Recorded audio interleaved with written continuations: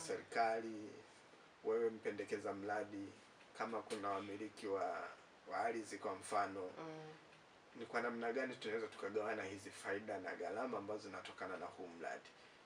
Hicho kitakuwa ni kipindi, kwa sababu kila kitu kimewekwa kwenye kanuni. Sio vitu ambavyo unajiamulia. Kuna baadhi ya miradi mnajiamulia, lakini kuna miradi tayari imeshaandikwa kwamba wewe fulani utachukua kiasi fulani, wewe unachukua kiasi fulani, kiasi fulani kinatakiwa kiende kwa serikali. Kwa hiyo unatakiwa uonyeshe kwenye hilo andiko la awali kwamba namna gani wanufaika ni akina nani, tuwatambue. Lakini pia kwenye hilo andiko la awali la mradi utatakiwa kutuambia vyanzo vya mapato, mna fedha ya kutosha kuendesha huo mradi. Kwa lazima tujiridhishe. Mratibu akishajiridhisha kwamba andiko hili la awali la mradi limekidhi vigezo, na kama tulivyosema, kila kitu kinaenda kwa gharama. Kwa hiyo ukishapeleka andiko lako la awali la mradi, utahitajika kulipa gharama. Ukishalipa gharama, ambao sasa hii kidogo inakuwa ni kubwa kidogo kuliko ile ya tuliyokuwa tumeisema mwanzo. Hii gharama inategemeana na viwango vya kaboni ambavyo utazalisha kwa mwaka, ambavyo umesema kwamba utakuwa unazalisha. Kwa hiyo itakuwa ni 1% ya hivyo viwango. Yaani inamaanisha, kwa mfano, kama umesema kwa mwaka viwango vya kaboni mtakavyokuwa mnazalisha labda tuseme ni 100,000, maana yake unatafuta 1% ya 100,000, ambao kwa haraka ni kama inakuwa ni 1,000, si ndio? 1,000 utazidisha na bei ya kiwango kimoja cha kaboni kwa mwaka husika. Kwa mfano, kwa sasa hivi kaboni labda na kwa mwaka 2025 mpaka kuja 26 kwa miradi la tuseme ya misitu kwa mfano, ilikuwa ni kati ya $5 mpaka $7. Kwa hiyo utazidisha labda tuseme na $5. Kwa hiyo kwa haraka inakuwa ni $5,000 unatakiwa ulipe. Sasa hiyo kanuni yetu haijasema ulipe kwa pesa za Kitanzania, kwa sababu inalipa kwa dola. Utalipa kwa dola kwa sababu viwango vya kaboni vinauzwa kwa dola. Kwa hiyo hiyo ni hatua nyingine ambayo unakuwa nayo. Kwa baada ya hapo, ukishapeleka hilo andiko la awali la mradi, mratibu tena atajiridhisha. Sasa hapo itakaa kamati ya kutathmini huo mradi. Wataangalia huu mradi umekidhi vigezo vyote vya kisheria, lakini pia vigezo vya kikanuni, lakini pia wataangalia kama je, huu mradi unatija kwa taifa, kwa sababu lazima pia mradi unavyoandaa huo mradi uangalie, tulishasema vipaumbele vya kitaifa ni vipi. Kwa lazima uende kwenye sekta za kipaumbele, lakini pia lazima uangalie mradi wako unakidhi matakwa ya kisera na ya kisheria, ili sasa, kwa sababu hivyo ndivyo vigezo ambavyo vinapitiwa kwamba huyu mtu anapendekeza huu mradi wake, je, uko katika vipaumbele vyetu sisi kama taifa. Kama haupo kwenye vipaumbele, utahitaji sasa uwe na nguvu yani uwe na uwezo ushawishi wa ziada kwamba kwa nini huu mradi wako tuupitishe na wakati hauko katika vipaumbele vya kitaifa. Kwa hiyo hivyo ndio vitu vya msingi ambavyo hii kamati sasa ya uratibu itajiridhisha. Lakini pia hiyo kamati, kuna kamati ya wataalamu ambao pia watakaa sasa kuangalia huu mradi wako ambao unaupendekeza ni kweli umezingatia matakwa ya kitaalamu ya uanzishaji wa miradi hii ya kaboni. Kwa sababu hii miradi kama tunavyosema ni ya kitaalamu, sio tu mradi umejiandikia. Kwa hiyo wakishajiridhisha ndani ya siku 30 watakupa majibu, na hapo majibu wanakupa barua ambayo inaonyesha kwamba hawana pingamizi na huo mradi wako, kwamba mradi uendelee na hatua inayofuata. Sasa kanuni ya 28 inakutaka upeleke andiko sasa la mradi. Ile ilikuwa la awali tu. Sasa andiko la mradi linakuwa ni andiko kwa upana wake. Yaani unakuwa umepeleka andiko la awali. Hilo linakuwa kama dokezo au tusemaje? Haita dokezo. Hilo andiko la awali la mradi ni kama dokezo tu, kwamba mradi wangu utakuwaje, nani mhusika, nani atafanya, huyu atafanya hiki, huyu atafanya hiki, huyu atafanya hiki. Kwa hiyo sasa andiko la mradi sasa linakuwa ni andiko kubwa ambalo ndani yake uzuri kanuni zetu zimeainisha kwamba kwenye hilo andiko ni vipengele gani unatakiwa uviweke. Lakini pia hili andiko, kumbuka sasa, linakuwa ni la kimataifa zaidi, kwa sababu utalipeleka kwenye ofisi ya mratibu kwa ajili ya kukaguliwa na kupewa ithibati kwamba limekubaliwa, lakini bado andiko hilo hilo ndio utakaotakiwa pia yule mtu ambaye anakuja kwa ajili ya kufanya tathmini ya mradi atatakiwa pia kuitumia andiko hilo hilo, kwamba angalie. Kwa hiyo kwenye andiko tunategemea sasa zile shughuli ambazo ulisema mradi utatekeleza uziandike kwa upana wake, lakini pia lazima utuambie kwa sasa hali ikoje, kwa maana ya kwamba lazima tujue, kwa sababu lengo la biashara ya carbon tulishajifunza mwanzoni ni kuzuia au kupunguza uchafuzi, si ndio? Kwa lazima sasa tuambie kwenye andiko lako la awali kama bila huo mradi hali ingekuwaje, kwamba ni uchafuzi ungeendelea kwa kiasi gani.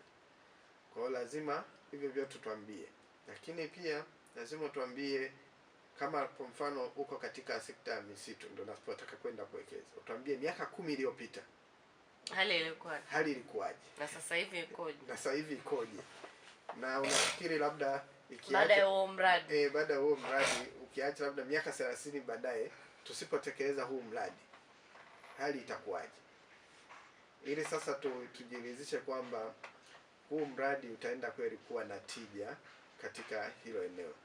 Lakini pia utatuambia ni shughuli zipi utakazozitekeleza, kwa sababu hata kama ni misitu utatuambia utaenda kufanya nini. Je, unaenda kupanda miti au hauendi kupanda miti, ila miti tu iliyopo ndio unaenda kuitunza au unaenda kufanya kitu gani? Kwa zile shughuli zote utatuambia, lakini pia utatuambia ni kwa namna gani utazuia shughuli ambazo zinaweza zikapelekea kukawa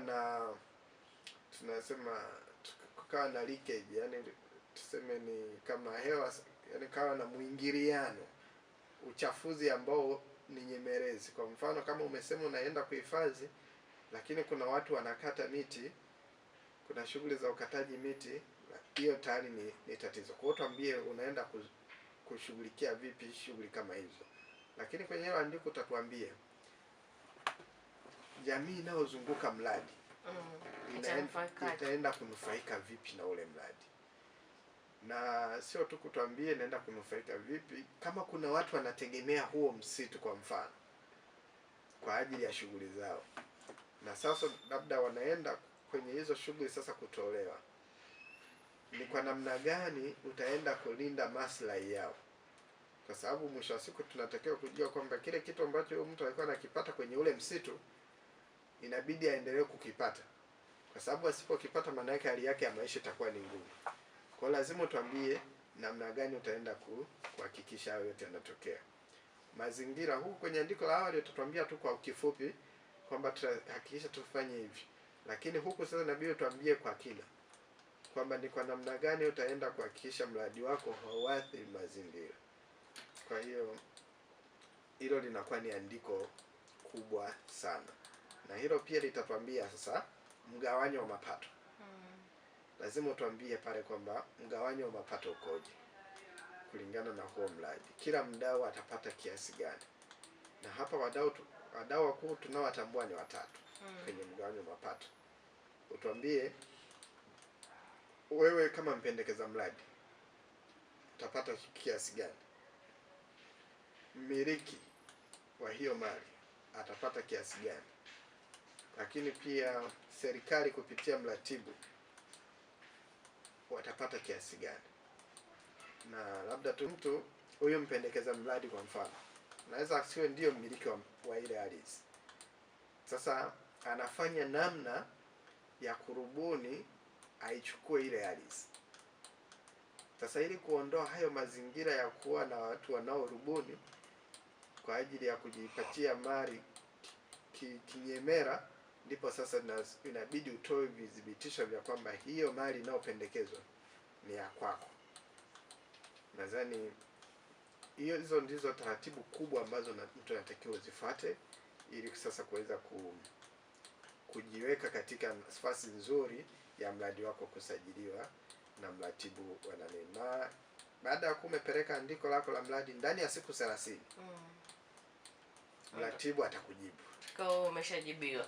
Sawa, kwa sasa tukalipe bili na tutarejea hapa kujua changamoto ambazo zinaweza zikajitokeza wakati unataka kuanzisha mradi wa biashara ya carbon.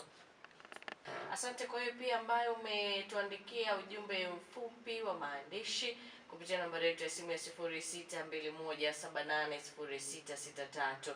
Wewe anasema mtu ni Akiba Emmanuel Thomas kutoka Kanoge, anasema yupo na sisi.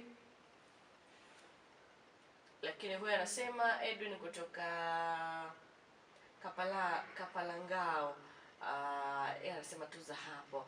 Mtini Akiba anaitwa Dogo Laja, anasema nawapata hapo studio. Carbon ni nini? Ni dadavuli hiyo carbon. Sawa, kaandika ujumbe wake hivyo. Huyu anasema jamani tukumbuke mwezi wa 4 tarehe 1. Haya, sawa. Malius kutoka Ngoma Rusambo anasema anatupata kwa uzuri kabisa hapa studioni. Sawa. Kwa lugha nyepesi, Raini, ukimwambia mtu carbon unakuwa unamwambia nini? Kwa lugha nyepesi ni carbon ni hewa chafu. Lugha nyepesi ni hewa chafu. Kwa hiyo kama yeye akiona magari yanatoa moshi, ule moshi unaotoka ndani yako na carbon. Ukichoma mkaa, tanuru linatoa moshi, ule moshi ndani yake ni carbon. Kwa hiyo kwa lugha nyepesi ndio hiyo. Sawa. Sasa tuangalie changamoto gani ambazo mtu anatakiwa kuwa azitambue mapema kwamba anaweza akakutana nazo wakati anataka kuanzisha mradi wa biashara ya carbon hapa nchini kwa Tanzania. Asante ndugu mtangazaji. Kwanza lazima awe na wazo ambalo linaendana na sera. Kwa sera inaweza ikamponza. Inaweza ikakuponza. Kwa hiyo kabla hujafikiria kwamba wazo langu hivi ni sahihi au sio sahihi, kwanza sasa hapa tunazungumzia sera za mazingira, sera au kuna sera za moja kwa moja za biashara carbon? Sera tunazozungumzia hapa, cha kwanza tuna sera ambayo inaonyesha mchango wa taifa kwenye mabadiliko ya tabia nchi. Kwa hiyo lazima uende kwenye hiyo document ukaangalie ni vipaumbele gani kama nchi ambao vimewekwa kwenye kukabiliana na mabadiliko ya tabia nchi. Kwa hiyo ndio sera, lakini pia unaweza ukaenda ukiingia kwenye kanuni ya usimamizi wa biashara ya carbon, na yenyewe bado inakupa vipaumbele vya kitaifa ambavyo vinaonyesha kwamba miradi ya carbon itekelezwe katika sekta zipi. Kwa hiyo ni kitu cha kwanza. Kwa lazima ujihakikishie mradi wako au wazo lako na ulifikiria ndio linaendana na sera. Lakini cha pili ambao ni changamoto kubwa ni umiliki wa hiyo mali inayopendekezewa. Na hapa sana sana nitakazia labda kwenye mradi upo kwenye eneo lao. Kwa hiyo ni vitu ambavyo imekuwa ni changamoto. Kingine changamoto ambayo imekuwa ikiwakumba watu wengi wanaotaka kusajili ni uwazi wa mapato na matumizi na mgawanyo wake. Kwa wengi sasa wamekuwa na ile kasumba ya kuficha ficha. Kwa hiyo sasa ukificha mwisho wa siku inarudi kwako. Utashangaa mradi wako hausajiliwi, unakuwa unaenda unarudi, unaambiwa karekebishe hiki, tunataka taarifa hii. Lengo tu nataka kujiridhisha kwamba je, ni kweli ulichokisema pale hakina makando kando. Kwa hizo ndo zimekuwa ni changamoto kubwa. Changamoto ya mwisho, ujiandae kifedha. Mfuko umekaa vizuri. Mfuko umekaa vizuri kwa maana ya kwamba umeshafanya tathmini ya gharama zote ambazo zinatakiwa, lakini pia umeshafanya tathmini ya kuona kwamba faida unaipataje. Kwa hiyo usije ukaingia kwenye biashara bila kuwa na tathmini ya mradi, kama unatekelezeka au hautekelezeki, na gharama zake zikoje, na faida zake zitakuwa ni zipi baada ya kuanza kutekeleza mradi. Amini ndugu yangu Abel Noah kutokea pale pande za Tambazi atakuwa ameelewa hili la mwisho, kwa sababu anasema asanteni sana kwa elimu nzuri inayohusiana na hatua za uanzishaji wa carbon. Ila swali kwako mtaalamu wetu, je, mimi kama mwananchi wa kawaida, kama kwenye shamba langu nimetunza vizuri miti na naifanyia usafi bila kuikata miti hiyo, lengo langu nije kuanzisha mradi huo, nitawapataje ili waje wapime mti hiyo, au naweza kuifuata serikali ya mtaa tukaelewana bila kufika kwa wahusika wa carbon? Maana na mimi natamani sana motisha hiyo, maana huko vijijini biashara hiyo huwa sisikii, au ni maalum kwa watu walioko mjini tu? Kazi njema. Asante. Kwanza hii biashara inafanyika vijijini. Ndio kwenye nanili zaidi. Kwa sababu kama unatafuta misitu, sidhani kama mjini kuna msitu. Misitu yote iko vijijini. Kwa hiyo ni biashara ni ya vijijini. Lakini sasa kwa swali lake la kwamba afanyeje, kwamba aende serikali za mitaa. Serikali za mitaa ni miongoni tu mwa wadau. Ila sio wahusika wa moja kwa moja. Kwa hiyo kikubwa ni kwanza ni kumpata mtaalamu ambaye kabla hujaingia kwenye biashara aje afanye tathmini kwamba hiyo biashara itakulipa, kwa sababu unaweza ukaingia, tumeshasema hapa kuna vigharama vingi. Kwa lazima sasa upate mtaalamu afanye tathmini, ili sasa jiridhishe kwamba biashara yako itakulipa na baada ya muda gani. Lakini kitu kingine, kuwa tuna msitu, kwa mfano kama mtu ndio unataka kuanzisha msitu hususan wa kupanda, ile tumepata wazo la kwamba nataka niwe na msitu wa kupanda, ndio muda mzuri zaidi wa kuingia kwenye biashara ya carbon, kuliko ile kusubiria miti ishakuwa mikubwa. Kwa hiyo baadaye itatupa shida kutuambia kwamba huu mradi ulikuwa unaanzisha kwa ajili ya carbon, inawezekana kama ulikuwa unaanzisha kwa ajili ya kitu kingine. Kwa hiyo ikakupa tena changamoto kwenye kubadilisha kutoka kwenye ile wazo la awali kuja kwenye carbon. Sawa. Swali hili la mwisho wakati tunatamatisha kipindi chetu kwa siku ya leo, tuwaruhusu Kumekucha endelee na ya kwao. Biashara ya carbon inaweza kuwa ina mchango kwa kiasi gani kwenye uhifadhi wa mazingira? Biashara hii ikichukuliwa kwa upana wake na kwa umuhimu wake, itakuwa na mchango mkubwa sana, kwa sababu uhifadhi wa mazingira mara nyingi watu wamekuwa wakishindwa kuufanya ni kwa sababu unakuwa hauna motisha. Kwa sababu kumbuka, kinachochafua mazingira ni shughuli za kiuchumi mara nyingi. Sasa kama mtu anachafua na leo namwambia asichafue, maana yake unamwambia asifanye hicho alichokuwa anakifanya kikiwa kikimuingizia kipato. Sasa biashara ya carbon inakuja kama motisha ya yeye sasa kuendelea kuhifadhi, kwamba hauhifadhi tu bali unapata na nini na kitu. Kwa hiyo hii biashara kimsingi ni biashara sasa ambayo inakuja kutuambia kwamba uhifadhi ni biashara na sio tu shughuli ya kawaida. Kwa hiyo nadhani sasa hivi ndio limekuwa wazo kubwa la kidunia kwamba sasa ni namna gani tunaweza tukabadilisha uhifadhi wa kawaida kuja kuwa ni biashara. Nadhani hapo ndio biashara ya carbon ilipoingia, na imefanya vizuri kwenye baadhi ya maeneo. Watu wananufaika, wanaona hizi faida za kuwa na hii biashara ya carbon na namna ambavyo inachangia katika usimamizi na uhifadhi wa mazingira. Asante. Na mimi ninakushukuru sana Engineer Maziku kwa kuendelea kuwa na sisi, lakini pia kwa kuendelea kuhakikisha kwamba unatoa elimu hii nzuri kabisa ambayo kwa hakika msikilizaji ambaye amekuwa akifuatilia mara kwa mara anajifunza vitu vingi vipya, lakini pia inaweza ikawa ni fursa.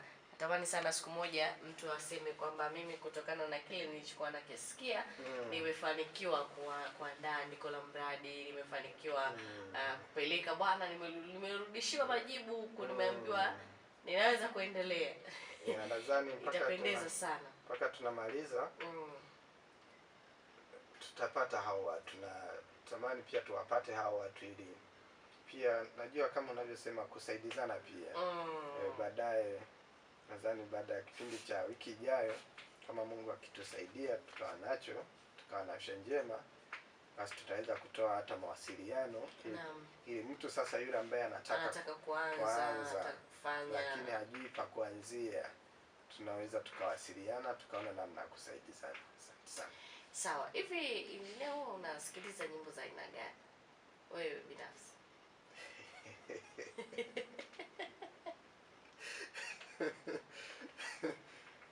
Kwenye sekta hii wimbo gani unaupenda zaidi? Unajua Kishindo cha Wakoma. Sawa. Ndio wimbo naupenda.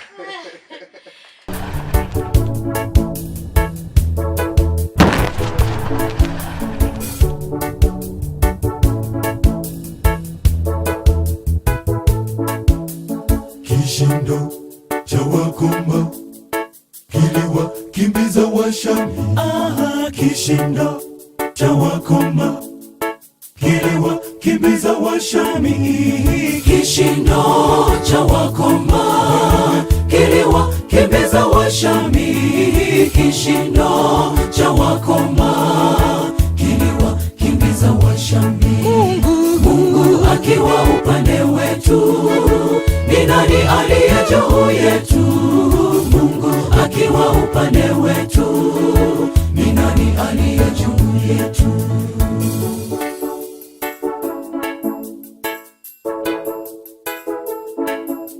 Njaa ilipowakabili wenye ukoma waliotengwa, wakasema kuliko tufe hapa kwa njaa, ni bora twende kambi la Washami. Ni maadui zetu siku zote, twendeni tuombe chakula, na tena huenda tukauawa, lakini bora twende kambi la Washami. Njaa ilipowakabili wenye ukoma waliotengwa, wakasema kuliko tufe hapa kwa njaa, ni bora twende kambi la Washami. Ni maadui zetu siku zote, twendeni tuombe chakula, na tena huenda tukauawa, lakini bora twende kambi la Washami. Walipokaribia kambi la Washami, Washami wakasikia kishindo cha magari, kishindo cha magari ya Waisraeli, na kumbe zilikuwa nyayo za wakoma zilizojawa uwezo wa Mungu. Walipokaribia kambi la Washami, Washami wakasikia kishindo cha magari, kishindo cha magari ya Waisraeli, na kumbe zilikuwa nyayo za wakoma zilizojawa uwezo wa Mungu. Kishindo cha wakoma kiliwakimbiza Washami. Kishindo cha wakoma kiliwakimbiza Washami. Mungu akiwa upande wetu, ni nani aliye juu yetu? Mungu akiwa upande wetu, ni nani aliye juu yetu?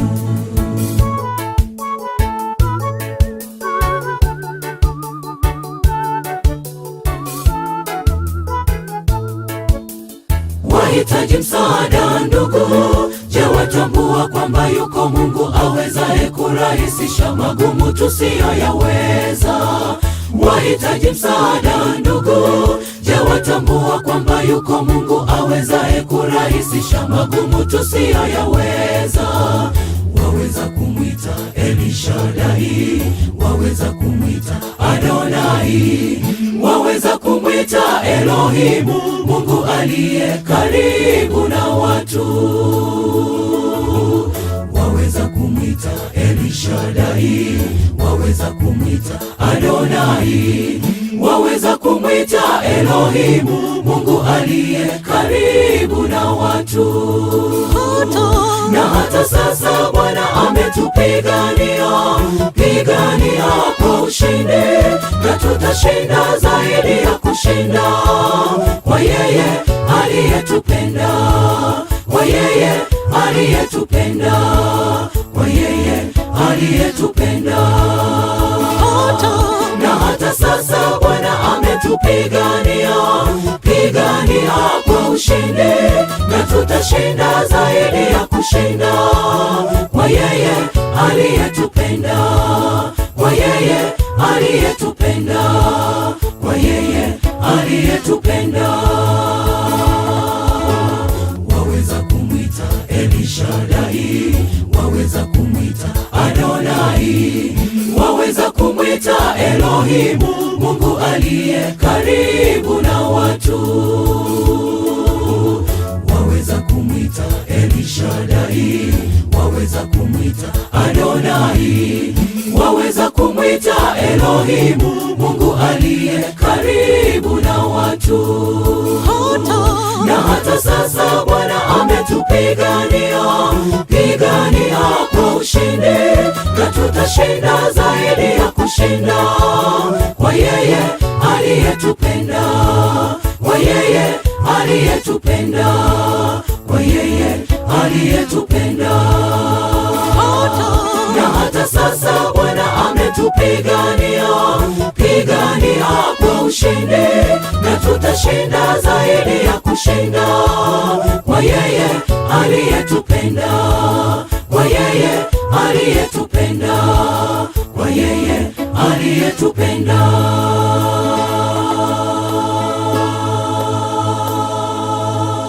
Ili uwe wa kwanza kupata taarifa zetu, usisahau kusubscribe, kulike na kushare.